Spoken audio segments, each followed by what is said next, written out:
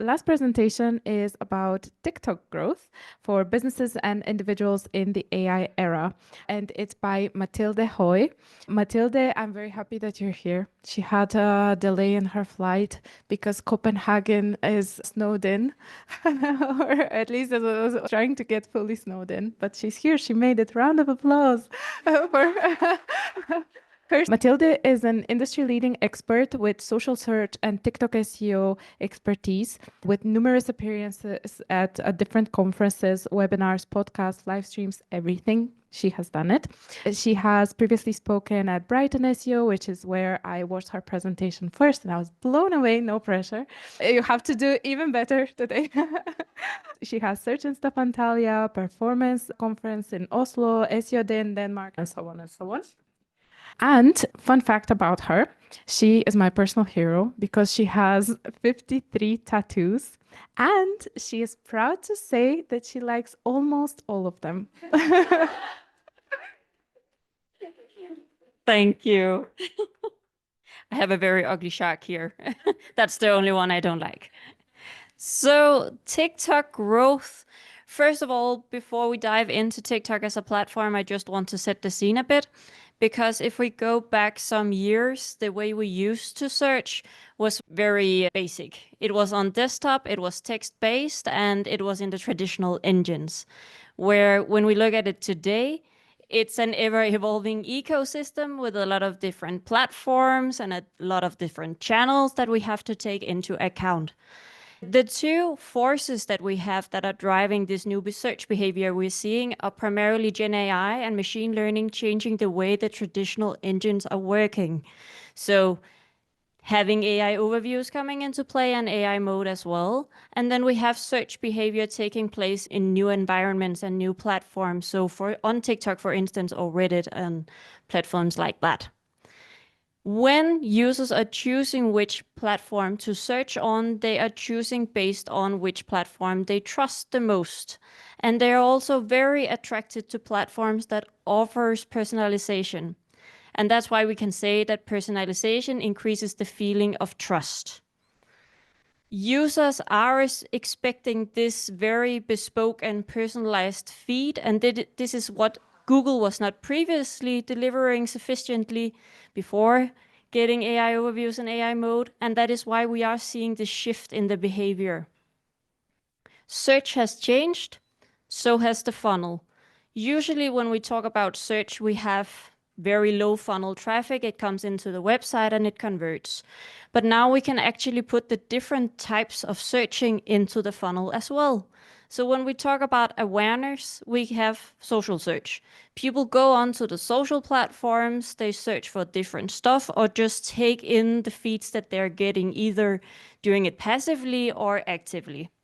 When we then have decided we want to buy a new laptop, we go onto the conversational engines and have a conversation around the specifications, the prices, the retailers. We really want to have that friend that can tell us what to choose.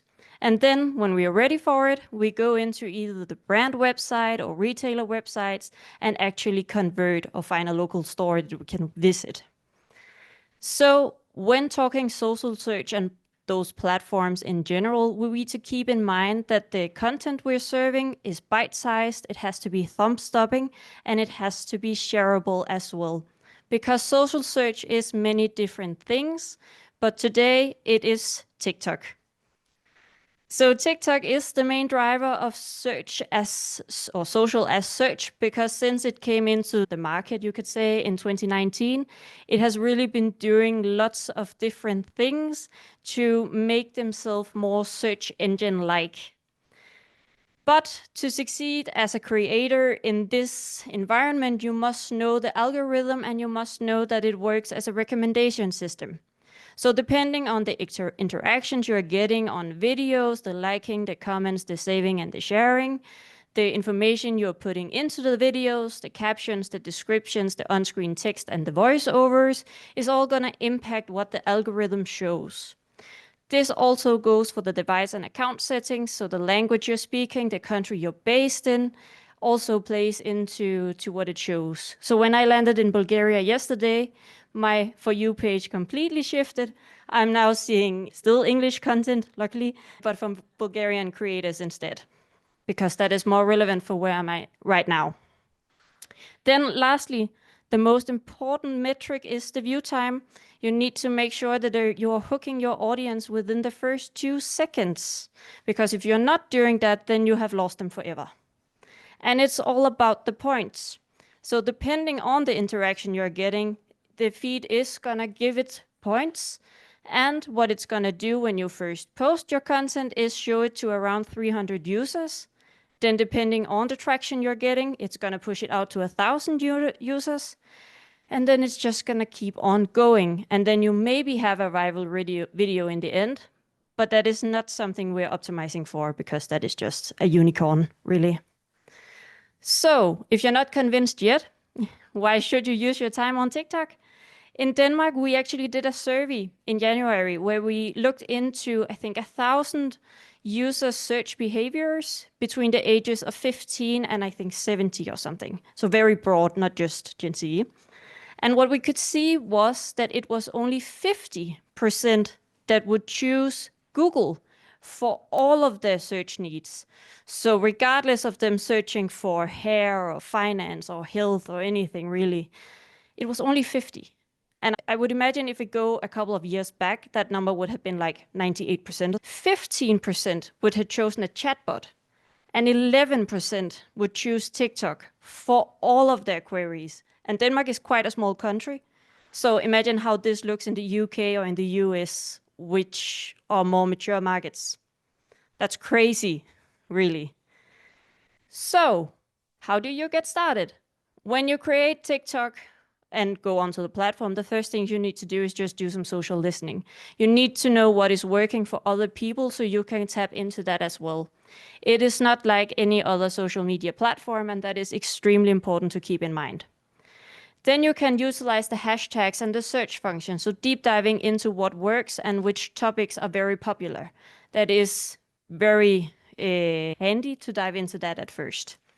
And then you need to think outside of the box. Choose an approach that works for you and create that hook in your videos. Do something controversial, something emotional, or something shocking. You don't have to burn down a building, but you need to do something that might not be as polished as you tend to be on other platforms, especially Instagram.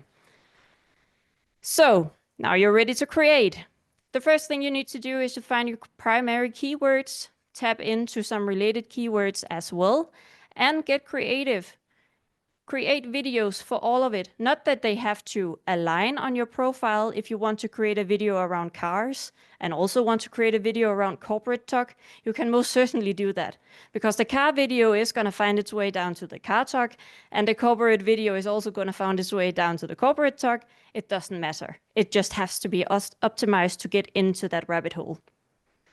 You need to track your videos. TikTok doesn't offer a lot of information around this, so find a way that works for you and find the metrics that are the most important for you. Is it the views? Is it the likes? Is it the shares? Weigh them and find a tool that fits how you want to track it, really. Make sure you're answering questions in a fast and visual appealing way.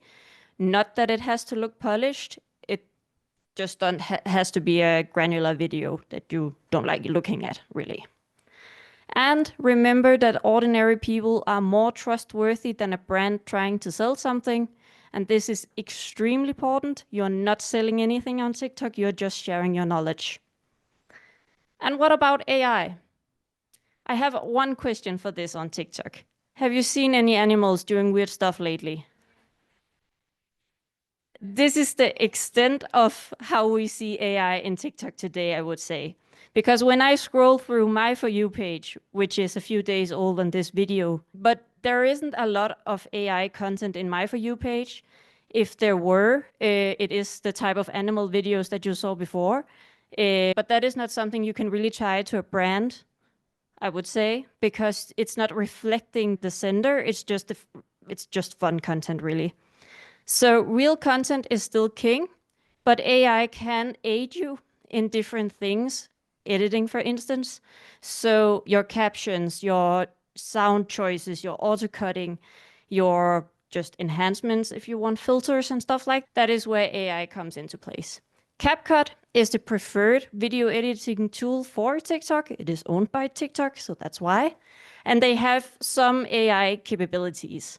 Like this example I have here, where it has gone into my camera roll, chosen 3 random pictures, and then given me 10 different examples on adding sound and cuttings and stuff like that.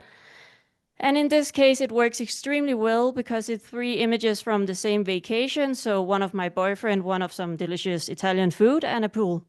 And it has chosen the theme of, oh, I love these things. Very, but if you're also like me, who loves to take a lot of photos of really random stuff, like screenshots and receipts and stuff like that, it's not that spot on. So it can give you some really weird videos with some really weird sound choices. So in some cases, it might just be easier to choose the videos or the images yourself and then use it for editing. So yeah, keep it native, keep it down to earth. And making a good TikTok is all about being straight to the point, giving value, being relatable, keeping it short and fast paced. Utilize hashtags and SEO, use the in-app features or CapCut, and forget about keeping it polished. You need to be true to your brand, both professionally or personally, however you choose to use the platform, and do not try to sell anything. And if you don't know where to start, copy others. The examples I have with me today that I am afraid I won't be able to show, yeah. The first one is Duolingo. I think you all know it. They very much like to use the mascot to do different things and tap into things that are trending in general in the world. So in this case, it's the new Emily in Paris season, where it's on its way to teach the girlies French. The next one is Ryanair. And in this case, it's the thing where the gates are always really far away from everything else in the airport. I can talk from experience yesterday. So what Ryanair is making fun of here is that they have a personal trainer fee that is free of charge because you get your steps in. So yeah, they know their products really well and just tap into that. The next one here, and I'm so sorry you can't see it. You can see it a little bit here, very nasty. It's a local dentist in Denmark in a small town I don't even know the name of. That's how small it is. They, as you can see here, get around 42 million views on that type of video because it's so oddly satisfying. So every time they get a new client that needs this teeth print, they can just post that again and get around the same average of views. So find something oddly satisfying. People love Dr. Pimple Popper as well. The last one I have is actually from the Danish police. They have this online department where they try to teach young children how to engage and act online. And of course, one of the platforms where young users are is TikTok.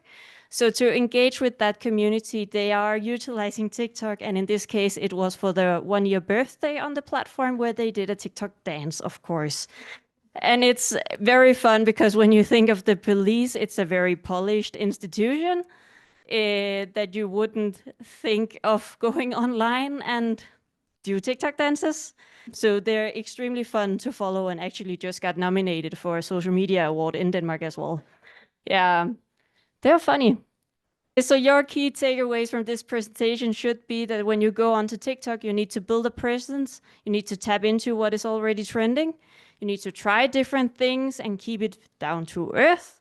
You need to use AI to optimize your processes and then repurpose the content to other platforms as well.